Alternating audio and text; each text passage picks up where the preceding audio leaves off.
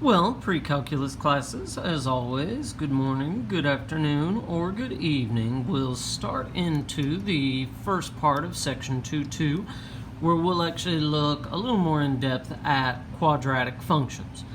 Certainly some terms that even lead into them. If you have some function f of x equals a, where it's just a number, that is the constant function, the degree is 0.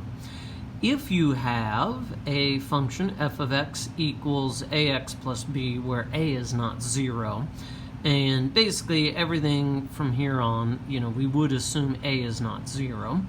But if a is not 0, you have a linear function of degree 1. A quadratic is f of x equals ax squared plus bx plus c. I know we've certainly looked at different things with quadratics already.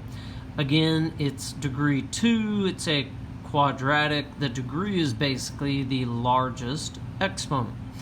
The graph is a parabola. Obviously, if it's a linear function, the graph is a line. If it's a constant function, that is a horizontal line. So these are both linear. This one's horizontal. This one would be diagonal or oblique. All parabolas have an axis of symmetry. They all have a vertex, which you'll often hear us refer to as the turning point, and that vertex is where the parabola intersects the axis of symmetry. So there are some terms to get us started. Some things I know that we have certainly talked a little bit about already. If you have a parabola, let me go ahead and graph that. And I'm even going to reset the window. So there is f of x equals x squared. Now, hopefully without even needing to enter these in, but we will just so you have the visual. If we have 1/2 x squared, well, the 1/2 causes a vertical shrink. If we go in, and I'm going to actually only have one of these in there, along with the parent function at a time, 3x squared is a vertical stretch. And then the negative 2x squared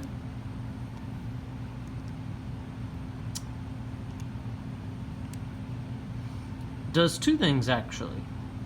The most obvious is the reflection over the x-axis, and it's maybe not as noticeable, but there is also a vertical stretch there as well. So anyway, we do have both of those occur with that one. If you have something like f of x plus or minus c, that's going to shift it either right or left horizontally. If you have f of x and then at the end adding or subtracting a constant, shifts it either up or down. If you have a negative inside your parenthesis, we'll reflect it over the y-axis. The negative out in front of the function reflects it over the x-axis. So just kind of even talking a little bit about these. Here you have the addition or subtraction out in at the end, so this is going to shift it up one. The negative in front of the function will reflect it over the x-axis. Now, the one thing that we do have to worry about, these are both vertical transformations. You reflect vertically, then shift it up one. Now, for example, b, x plus 2 squared minus 3, this one, the plus 2, when you add or subtract inside, left 2, down 3. There it doesn't matter the order. I know that when we talked in 1.6 where we kind of recapped everything with the project, I always say do horizontal shift first, then reflections, then vertical shift. But there it really would not matter which of those you choose to do first. All right, parabolas have different forms of equations.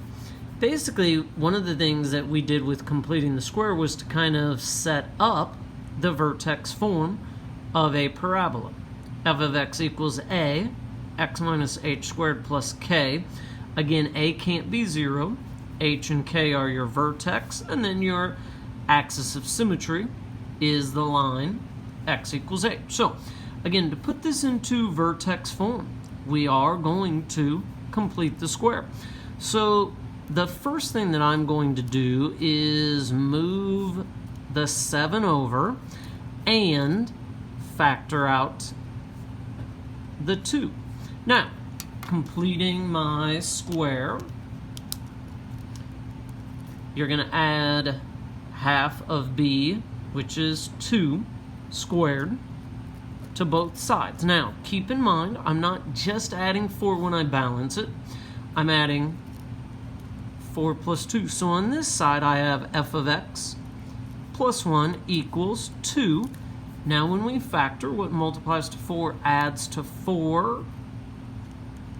2 and 2, so x plus 2 squared. And then last step is we will move the 1 back over. Now, the nice thing about when you complete the square to just get this into vertex form, it's a little easier than solving because we are not going to actually have to, do some of those additional steps now. So our vertex is -2, -1,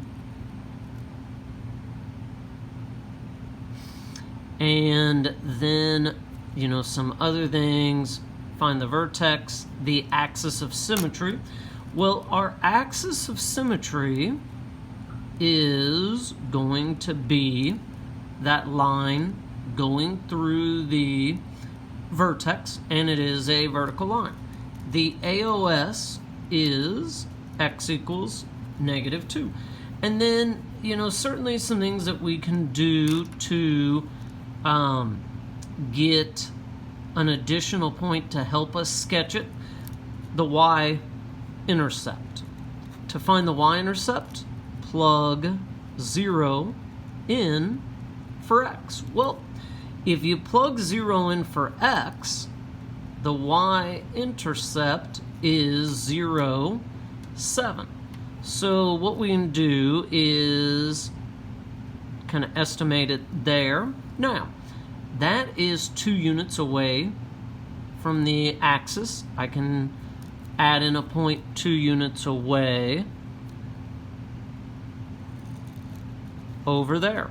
And so that gets us our parabola. So, again, the y-intercept is something that I don't know that we have specifically brought that up, but that'll be something that certainly you can use moving forward. Now, find the vertex and the x-intercepts. Now, to find the vertex, again, completing the square. We'll talk about what to do for x-intercepts here in a moment, but if we're going to find the vertex, again, we will add the 8 over. We do need to go ahead and factor out the -1. A is not 1, it is -1. So half of -6 is -3. -3 squared is 9. And again, I am going to balance it by adding -9. So f of x minus 1 equals -1. X, what multiplies to 9, adds to -6. -3 and -3 squared. And then the final step is to move the -1 back over. So our vertex is +3, +1. A way to think about it, it shifts right 3, +3, up 1, +1. Now, To find the x-intercepts,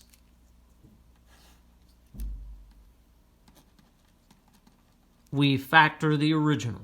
So again, with factoring the original, the first thing that I am going to actually do is, again, take out my negative. Now it's a matter of what multiplies to 8 adds to negative 6. So that's going to be negative 4 and negative 2. Now, when you list out the x-intercepts, the values are x equals 4 and x equals 2. The x-intercepts, though, are 4, 0, and 2, 0. Now, other options with parabolas.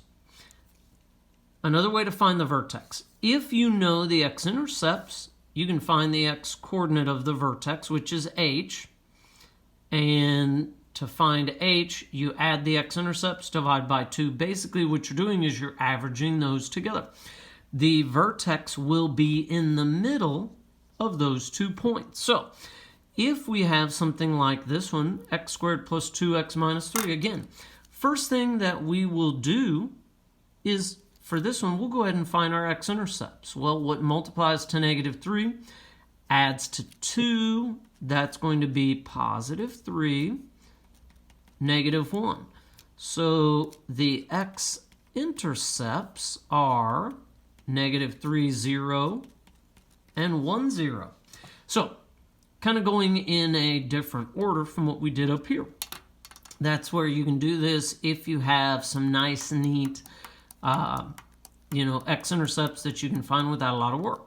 Now, to find h, add the x-intercepts, divide by 2. So h will equal negative 3 plus 1 divided by 2, which is just negative 2 over 2.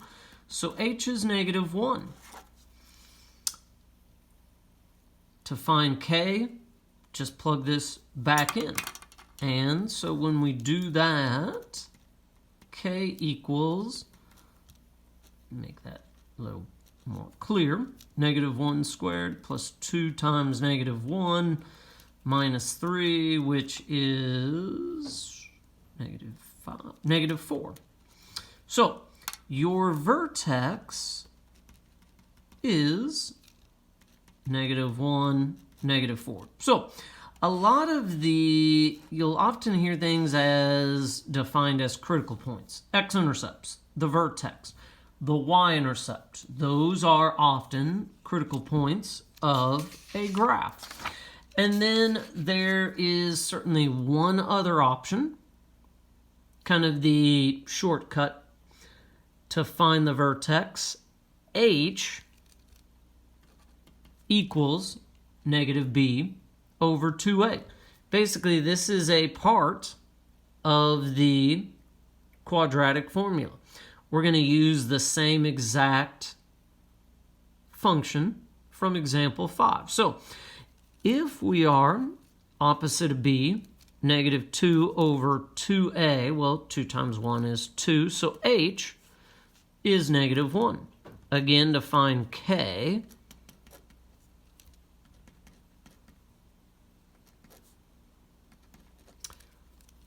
you get negative 4. So, the vertex, once again, is negative 1, negative 4, just like we found in example 5. So, if you're only asked to find the vertex and nothing else, that is probably your best option. All right, one final question. Find the vertex form of a parabola whose vertex is 1, 2, and passes through 0, 0. Well, vertex form, going back in the notes, f of x equals a x minus h squared plus k. So, as far as what they've given you, the vertex here is hk. So I always like to go ahead, plug in that first. Now, this point they've given you that it passes through, the other thing we have to find is A. Well, in order to find A, this point is a random x and y value. So I'm going to plug these in for f of x or y, and again, like I said, that goes in for x. Now, one of the other things I always recommend, move this 2 over. Because if you don't, sometimes you want to combine it together. So -2, and then, well, here this is one of those nice instances where 0 times -1 is -1, squared is 1. So A is -2, and now we can just plug that back in to our equation.